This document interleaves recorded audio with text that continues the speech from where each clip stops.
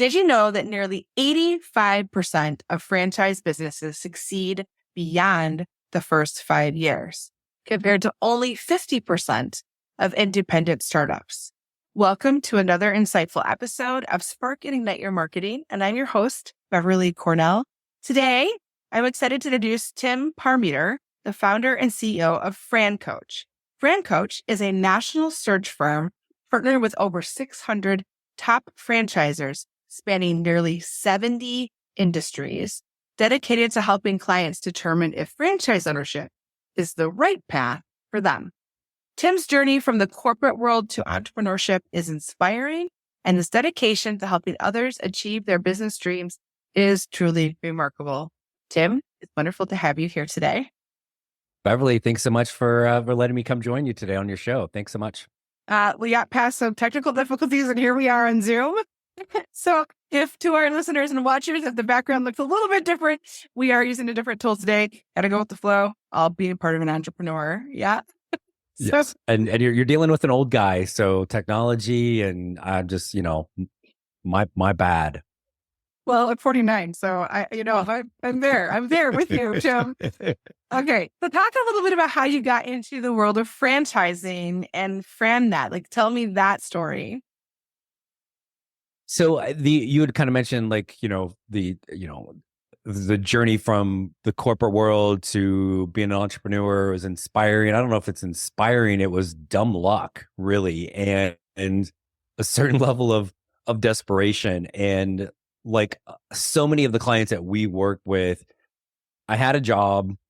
It was okay, right? Paid the bills, and no fault of mine and the office I worked in, and I won't name names, but kind of insurance, financial service, the people that ran the office committed a few $1 million worth of insurance and security fraud, which apparently is frowned upon. Who knew, right? It got the whole office shut down. So everybody that was there doing their job got, right? And I was at a weird point kind of personally in my life. I'd had I didn't have the baby, but I was a relatively new father, and we were already in a position we were trying to figure out oh my gosh, how are we co-parenting and all this crazy stuff.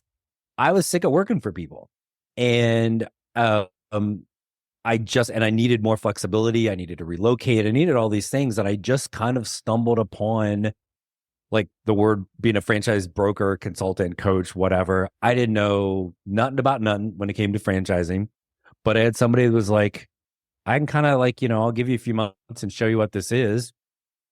And I'm like, really, it was basically, okay, well, I have nothing to lose, right? And I get to try something out. I'm not super smart, but I figured I'm smart enough to learn something a little bit different. And my background was teaching, coaching, recruiting, training. That's kind of what I sounded like I was going to be doing. So I was like, what the heck, let's go. And 10 and a half years later, here we are. But it wasn't by design. It was, I knew nothing about it, no background in it. It was pure dumb luck combined with desperation, and here we go.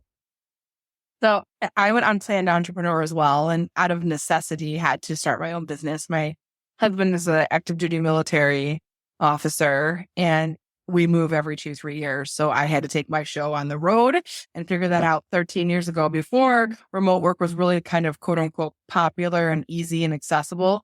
So I had to get real creative real fast and figure it out.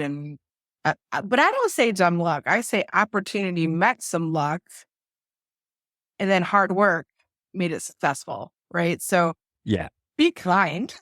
It's that you do, but you have to be open to possibilities, right? And I think it's cheesy and foo-foo a little bit, and usually those things make me want to punch myself in the face. But it's true. It's you have to be. If we just get out of our own dang way, right? Things do just kind of open up, and it's oh, okay, right? Would I have made this leap had nothing happened with the job?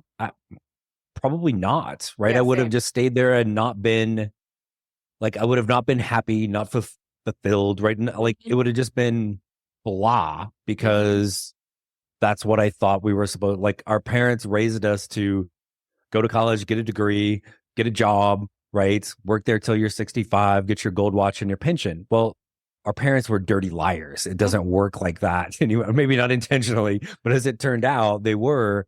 And so I would have just like kept plugging along. So I needed that kind of like bad situation to happen to get me pointed in this direction. And it's been absolutely the best thing ever.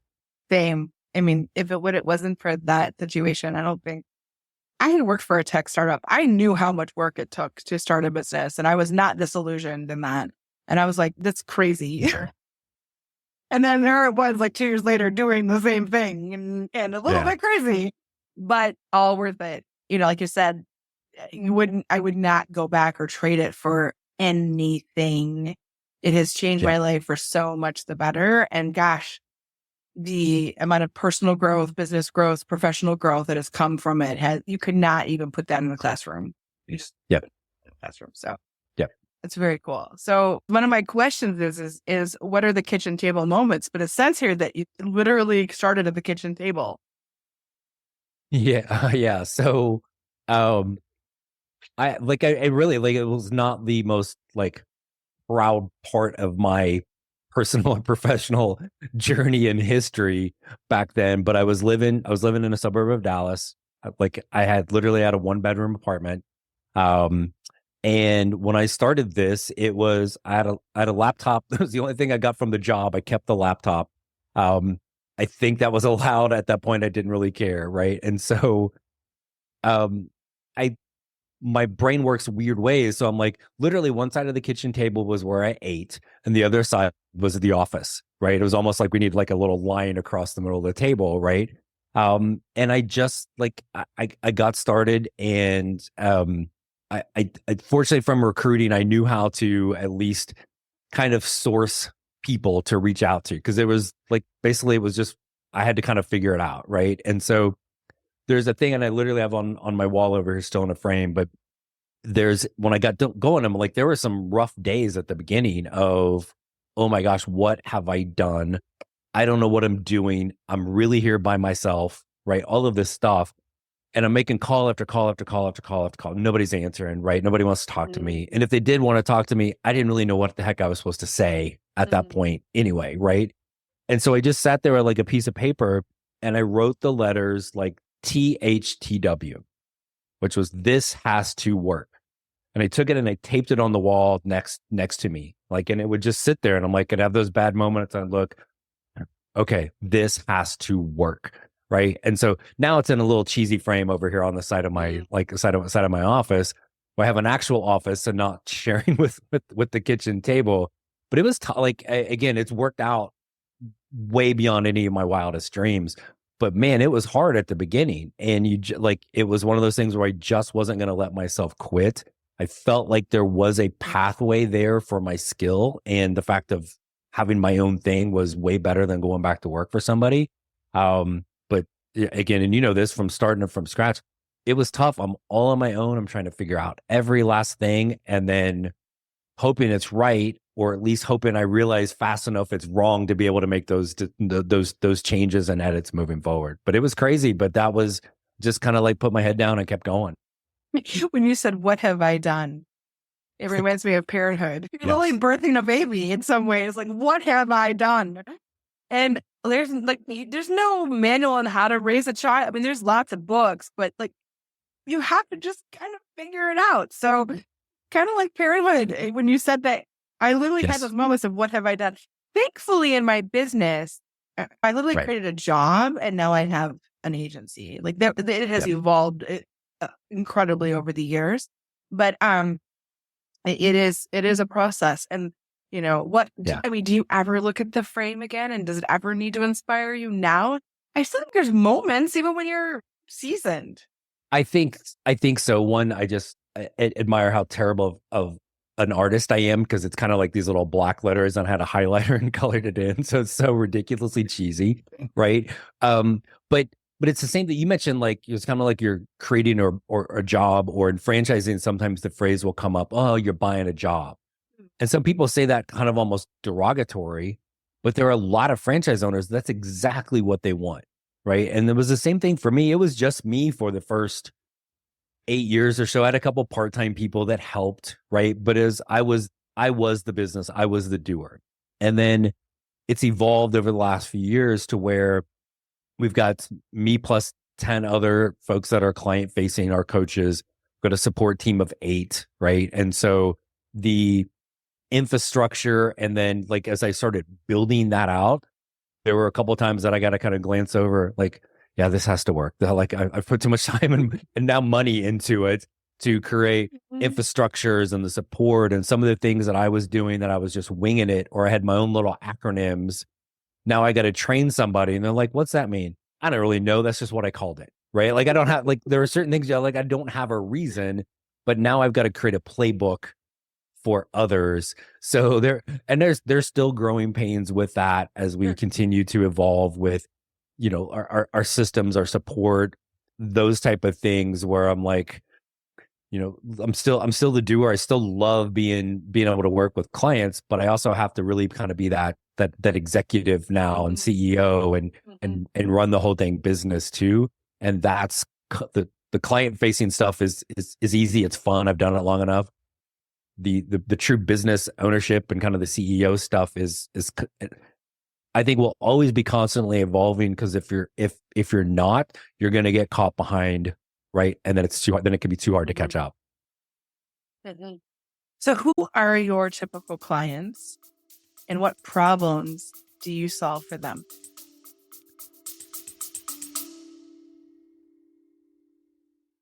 Before we dive back into the inspiring world of Spark and Ignite marketing, let's take a moment to thank the incredible supporters who make this podcast possible. Today's episode is brought to you by BC & Associates Marketing, your go-to partner to help you spark and ignite your marketing. At BC & Associates Marketing, we believe in sparking ideas that lead to unique opportunities, whether you're a small business owner looking to ignite your brand or an entrepreneur seeking marketing mastery. Our team is dedicated to crafting tailored solutions that fuel your growth. From strategic planning to ongoing support, BC & Associates Marketing brings over 25 years of expertise to the table. We're not just marketers, we're your partners in success, committed to sparking innovation and helping your business thrive in the ever-evolving landscape. So if you're ready to take your marketing to the next level, visit bcassociatesmarketing.com. Let's spark extraordinary opportunities together. A big thank you to BC & Associates Marketing for supporting the Spark and Ignite Marketing podcast. Now, let's get back to the show and continue sparking those ideas. Typical client is a really wide range, but there is a little bit of a sweet spot. So we've had clients that we've helped start up. So we're here to help basically people figure out if they should own a franchise, and then if so, which one. So we've had clients as young as 22 that have become franchise owners, and we've had some in their early 70s and everywhere in between, right? Now, the sweet spot is their age starts with the letter F, right? Their 40s, maybe early 50s. They've been in the corporate world, probably like management to kind of almost C-suite, somewhere in there. They've been running a big chunk of somebody else's business. They've been successful, but they've tired of hitting their head against the ceiling. There's nowhere else to go. They're working their butt off for somebody else, right?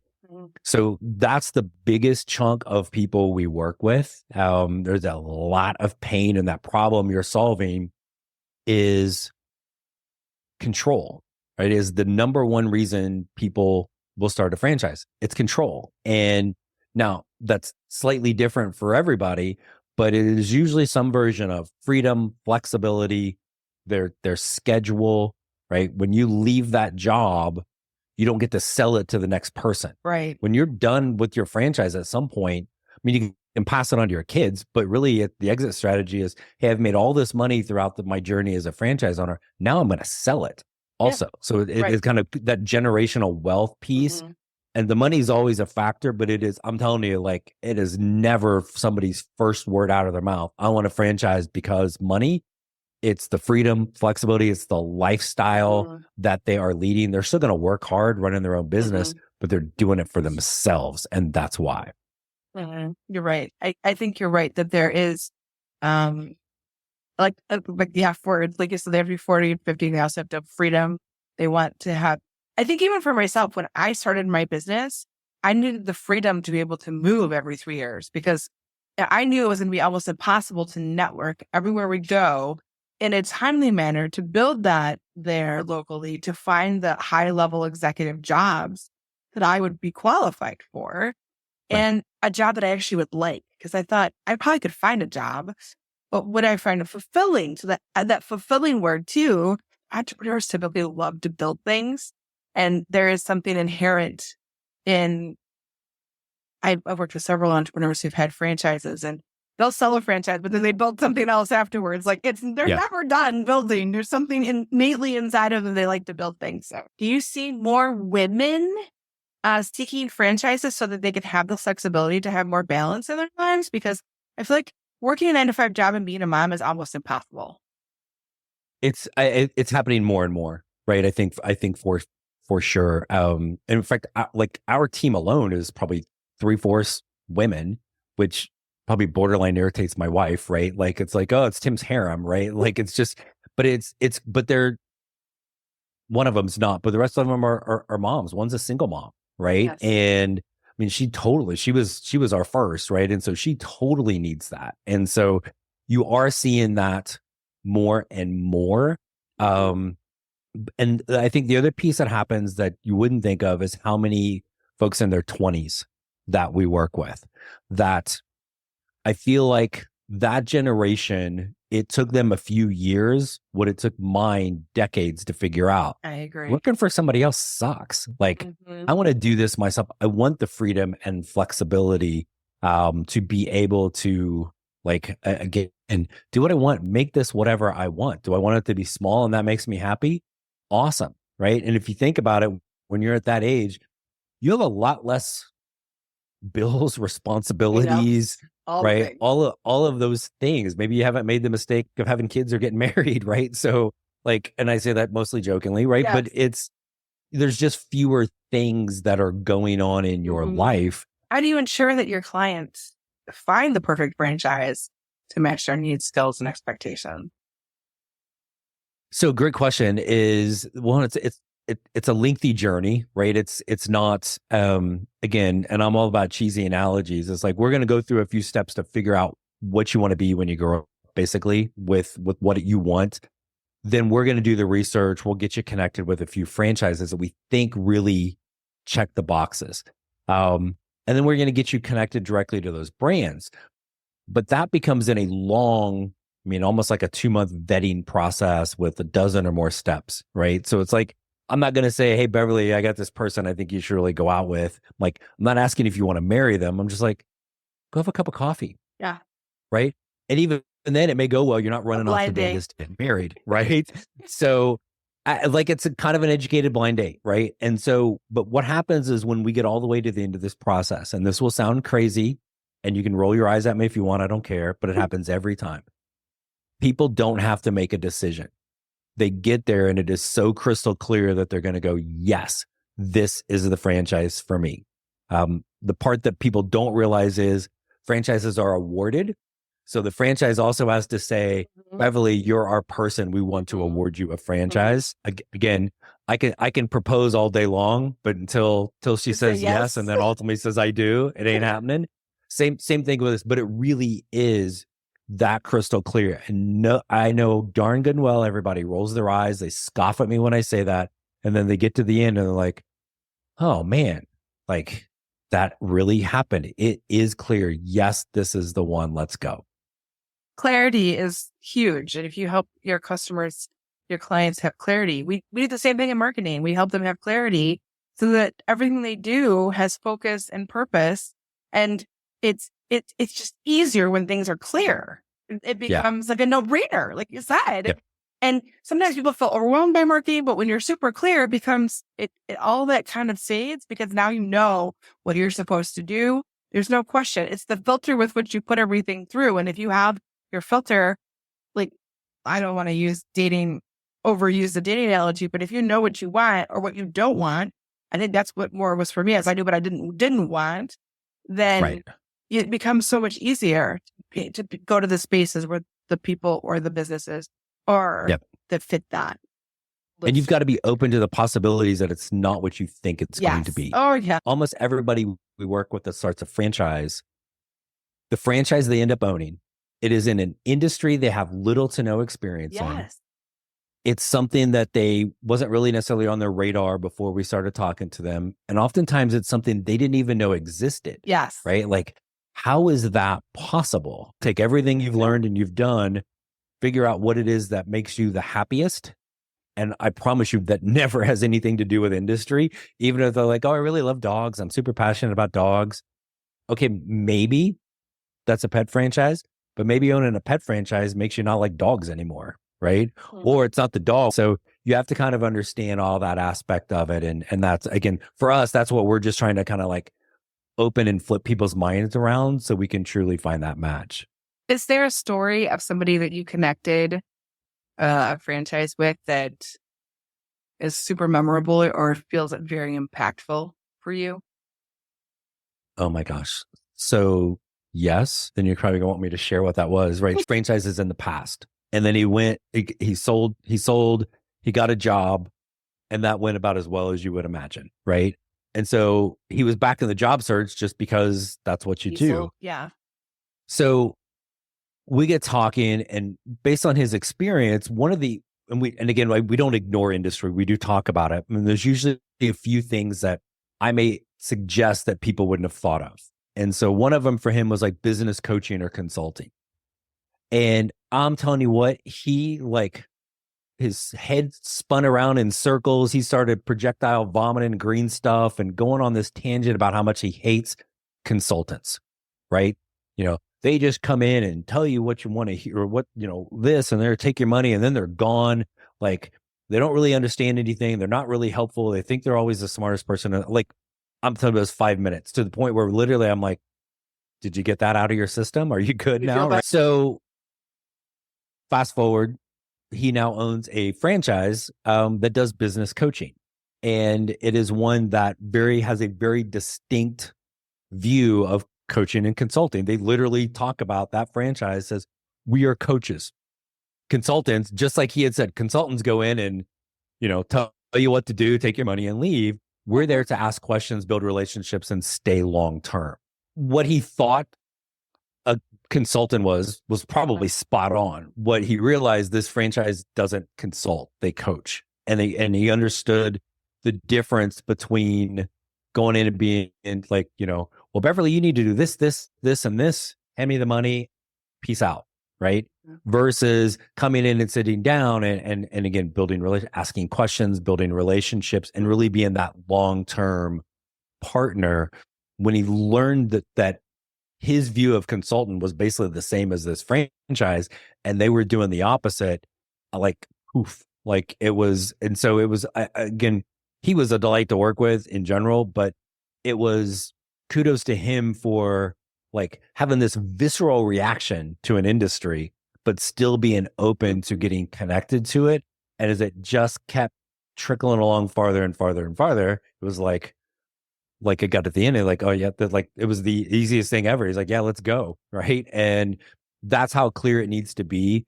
But it really takes that, again, somebody being open to explore something that may not seem like it could be the fit on the surface, or something different, something they don't know anything about. And that's scary, right? Because you're getting out of your comfort zone. Well, this is what I've always done. In the corporate world, your role defines you, right? Versus this gives you an opportunity to create who you are. And that was kind of what we ultimately did. So good. I think even with the idea of marketing, the idea of you get to create what you want. Like, you get to, if you are really passionate about widgets, you can create what you want from that business. If you are passionate, but some other person could have the same business and market it entirely differently too. So I think there's like so much nuance in that. And I love the idea, like, even my husband, he's active duty Army, and he does logistics. That's his role in the Army. And I said, but you're not just like, could say logistics, but you could say a lot of things of what you do. You manage people, you manage things. Like, it's really how you talk about the work. And so much of us have experience, and just because I own a business, I have a lot of experience in human resources because I've had to fire, hire, train, coach, mentor. But I don't have an HR background. Like, that's not my background. But you have real world practical experience based on what you've done that can fit into a lot of different buckets. And maybe you haven't thought about that bucket because nobody has presented that bucket to you. Or even how to look at the different buckets. I got to hire a staff. What kind? Right? Do we want really unskilled? Do you like training and developing? Mm-hmm. Do you like more skilled people? Do you want a subcontract? Do you like having salespeople around you? How many of these? Right? And it's like people's minds is like, I didn't think of all that. Right? Or your husband's example with logistics, right? So he is moving people and stuff around, mm-hmm. right? So that'll come up sometime. Well, I need something in logistics.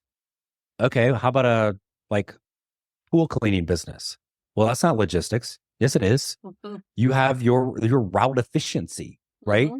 I got Bob, my tech, going to this house here, mm-hmm. and this house here, and this house here, because they're all right there versus here, here, and here, mm-hmm. right? And like, oh, I didn't think of it that way, right? Or even marketing into that neighborhood so that you can be more efficient with logistically. Yeah, there's a lot of things that can happen with that. Yes, super cool. I love it. Yeah. So how do you get customers? What kind of marketing do you do? Oh, I'm supposed to market? How do people learn you exist and how you can help them? So sometimes they listen to amazing podcasts like this. And by the way, like military and veterans make fantastic franchise owners. I bet. They really understand the importance of following a plan or else. Know how to work hard, disciplined, all of those things. So, just saying, if your husband is looking he's ready for his exit, it's just throwing that out there.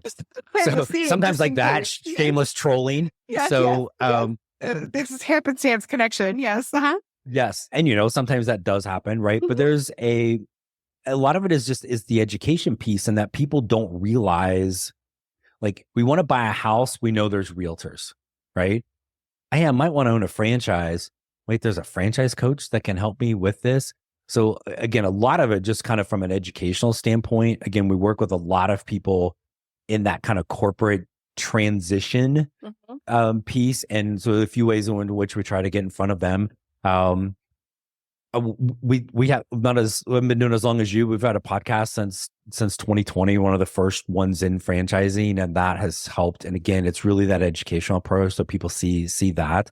And with marketing, it's not just one thing, mm-hmm. right? It is, there's got to be constantly 5 or 6 different things going on.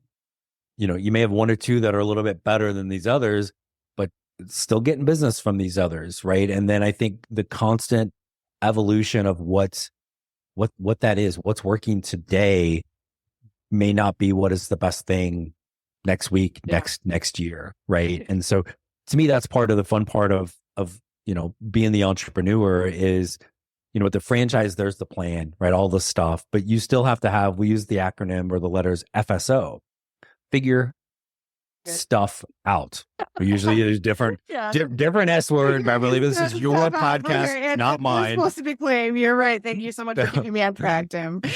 So, but you have to be willing to figure stuff out. What's either the biggest challenge you've overcome or the biggest marketing mistake you've made? And what did you learn from it? From a marketing standpoint, is for me, if everybody is zigging, I am going to zag. And the couple times that I have fallen into, this is what everybody else that does what we do in this industry, this is what everybody else does, so let me do that. It's not gone well, right? When I have been able to use my creativity and our team and figure out, like, how can we do something a little bit different? That's worked out better for me. And there's one kind of thing in franchising that people will use this, they'll call them like a portal, right? And it's just absolute pure crap after pure crap leads. It may be 1 in 500 you get somebody that's worth being on the phone with you, right? Mm-hmm. And a lot of franchises and a lot of franchise brokers use them. And I will tell you, literally the last time I did was in 2019. I told at that point, we weren't even engaged then, but I told my now wife, if I ever spend money on one of these again, please just break up with me, right? Because I am too stupid to be with you if I do that again. That's me. That's my view. So for me, I like trying to figure out, it's the old, if anybody watched the movie or read the book Moneyball, right? It's the market inefficiencies, right? How do we find them? How do we take advantage of them? And then also be an eye on what's the next thing going to be, right? So I like that. That's the fun part. I'm not the expert at it, but I'm smart enough to get the experts around me, right? That can kind of execute my thought and vision on that. And so I think, but with everything, when you start a business, you should, especially in a franchise, every possible marketing thing that they have in place, try it all, because you don't really know until you get in there. The advantage you have, they're proven, they know they work. One's going to work better for you and your location than maybe the next owner, but you're not going to know if you don't get in there and try them all. Yeah. Get out of your comfort zone a little bit, because more times than not, you're going to be surprised at what ends up being your best thing. Great advice. It sounds like really, I see this commonality of being outside your comfort zone, trying things, testing things, thinking outside what you know is possible, are all really important in what you do in the franchise world. And certainly in my space, I've only worked with Campbello's as far as franchises, and every owner is very different. Some come from a pharmaceutical background, some have come from computer sales, it's really across the board.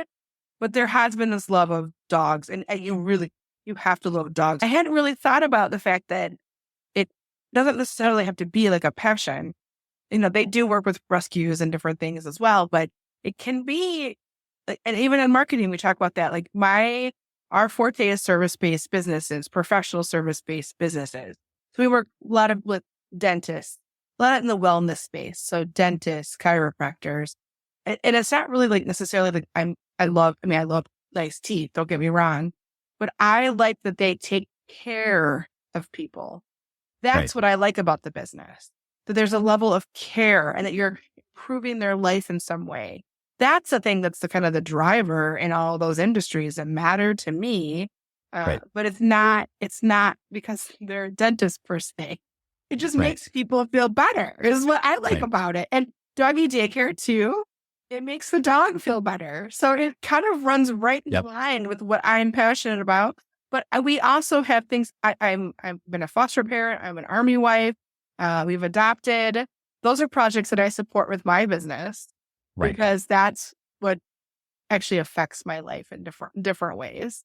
So I just think it made me think really differently about how and why you franchise and what you would look for. So it's really helpful for me to kind of understand that a little bit better, that I did not know beforehand. Do I have a lightning round? Are you ready for the lightning round? All right, let's go. Fun. So I imagine you have to have relationships with all of the different franchises. How do you curate that and maintain those kinds of relationships? It's kind of old school. It's just building relationships and getting to know, but not like in a judgmental way. Like, ooh, you only like old people with an MBA. Like, okay, cool. Great to know, right? You like semi-absentee owners. You don't, but you do the same thing. Great, right? If FranCoach had a voice, what word or emotion do you think would resonate from its core? What word or emotion? I think education is really the thing, is at the core of what we are doing.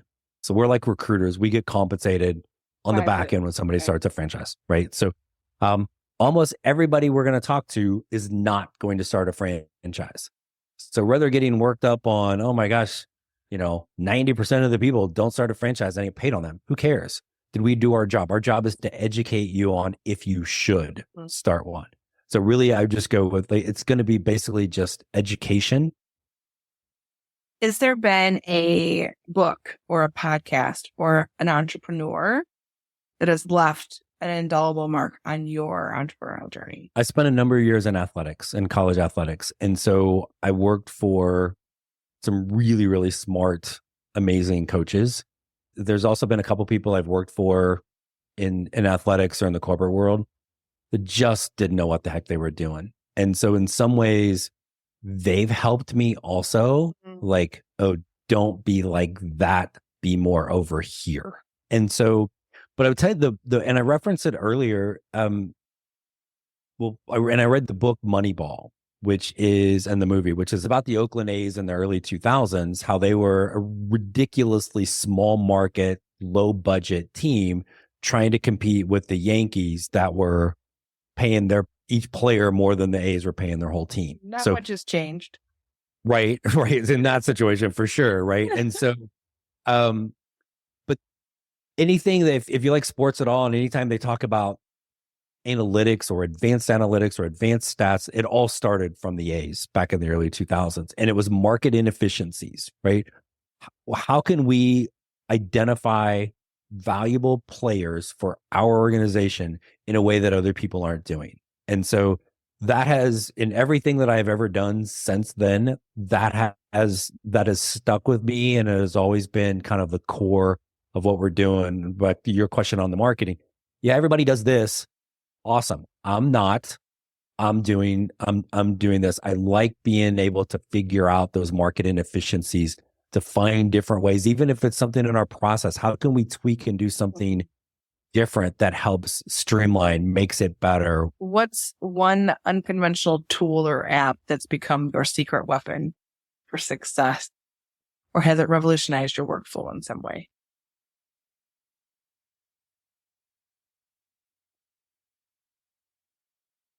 I think there's a couple of things, like really simple is a few years ago, I started using like an online organizer, just kind of like getting teching myself up a little bit has helped me from an organizational standpoint.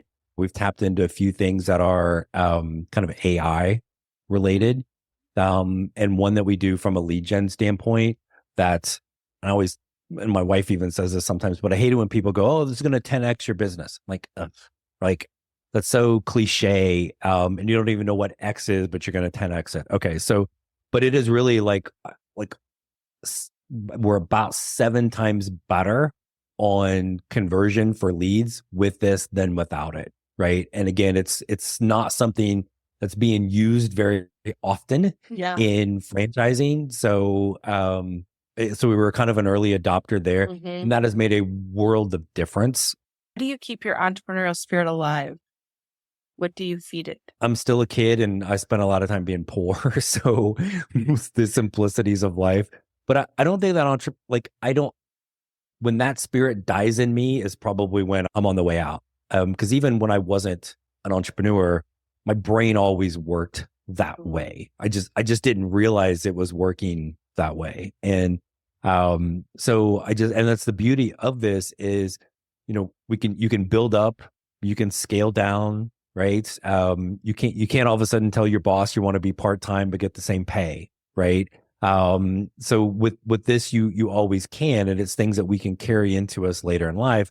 Because I'm getting old. I'm 55 now, and it's like you start seeing people that they retire and the decline, right? And I'm like, I'm going to go as long as I can doing something, and being an entrepreneur and that brain being wired that way is what's going to allow me, hopefully, to be able to do that as long as possible.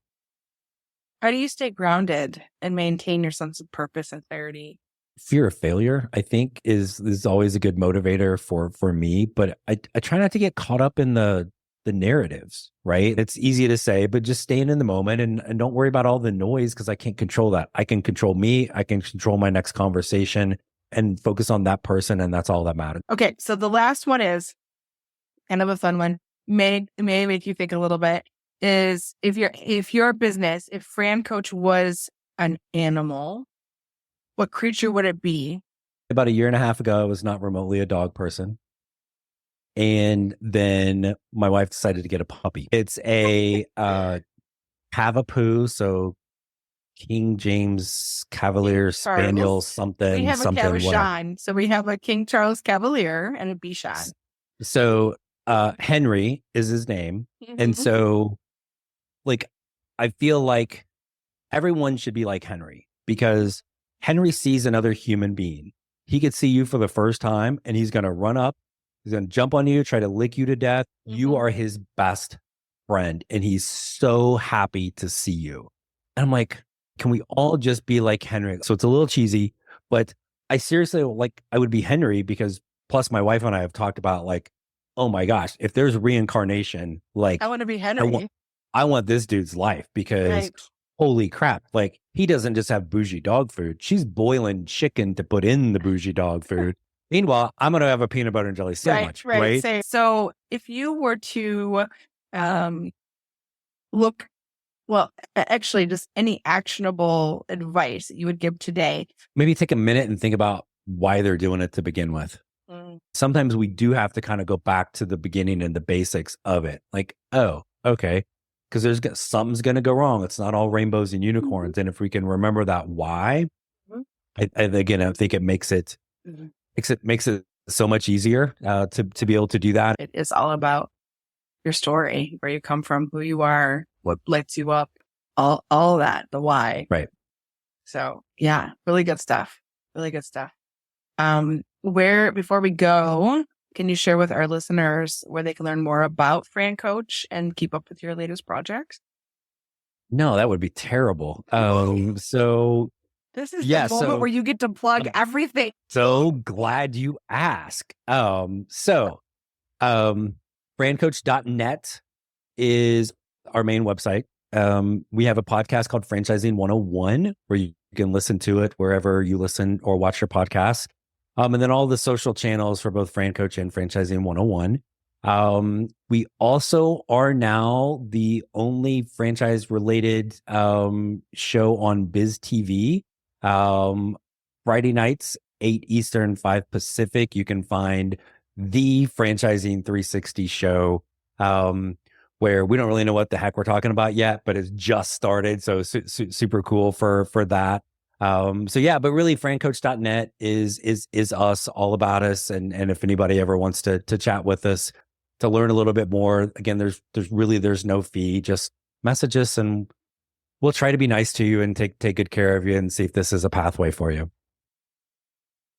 Thank you so much for sharing your wealth of knowledge and expertise with us today. I certainly learned a few things about franchising from you. I appreciate your time. Beverly, it's been my pleasure. Thanks so much for having me on. To our listeners who have heard Tim and I talk today all about franchising and a few marketing tips, we hope that we offered some tips and strategies to enhance your own entrepreneurial or possible franchise journey. We hope that this episode was as enlightening for you as it was for us. But remember, you control what you implement and what insights matter to you and for your business.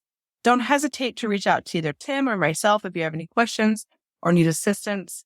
And stay tuned for more inspiring conversations and actionable tips for your entrepreneurial journey and your marketing magic on the future episodes of the Spark and Ignite Your Marketing podcast. Until next time, keep sparking and igniting.